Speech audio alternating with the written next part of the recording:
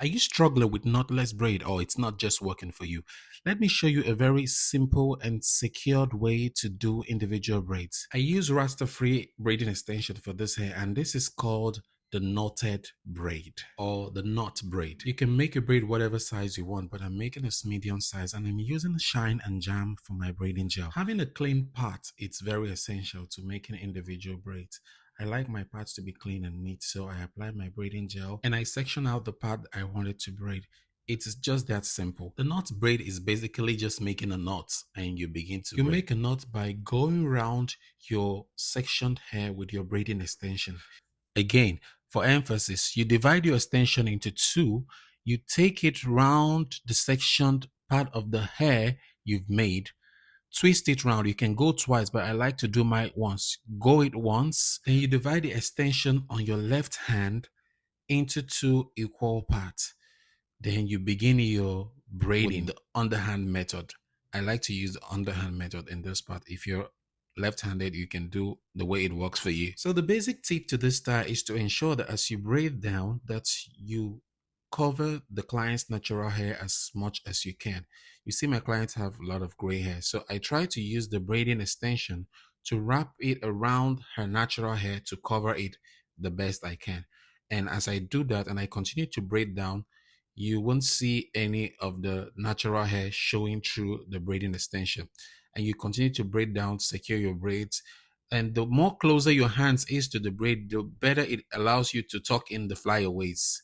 You won't have much flyaways as you proceed till you get to the level where you have to add more braiding hair to meet up to the desired length of the finish work.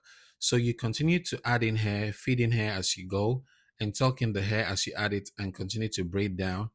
Keep braiding down till you get to the tip. What I do when I get to the tip, I split it into two and begin to do the twist method, the rope method. I twist, I keep twisting till it thins out. I don't use glue. I don't use anything. You see how I made my twist till I finished the tiny tip of the hair. See the rest of the hair, how it looks. So for emphasis, I'm still going to show it one more time how I do this process. Neatly part the section of the hair you want to braid. A clean part is essential for individual braid. It makes your work stand out. And don't oversaturate it with the braiding gel. So you divide your braiding extension into two equal parts. Then you hold with one part, you hold the hair and you twist it round the sectioned hair that you want to braid. Different stylists do their knots braid in different way, but this is my method and it works easy for me and I'm sure it's going to work easy for you.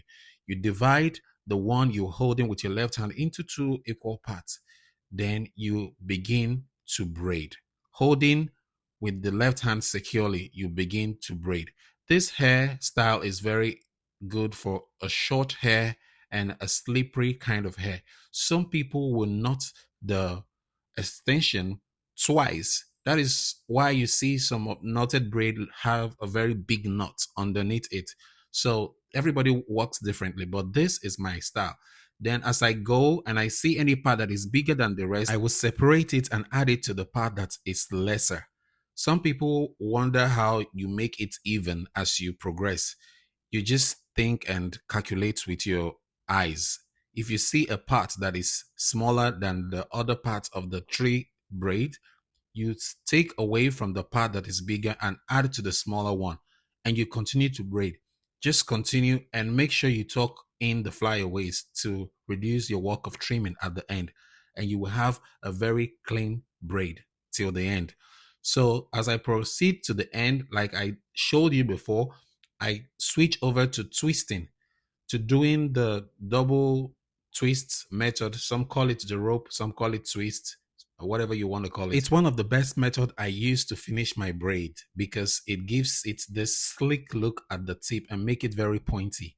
And you see how fine it comes out. When I completed the braiding, I move over to trimming the hair. And after that, I dipped it in hot water. And this is the finish and the final results, looking all sleek and beautiful. And my client loved it so much. This took me about 7 hours, I think. So drop your comment down below in the comment section. Will you be trying this knot braid style or you just want to stick to knotless?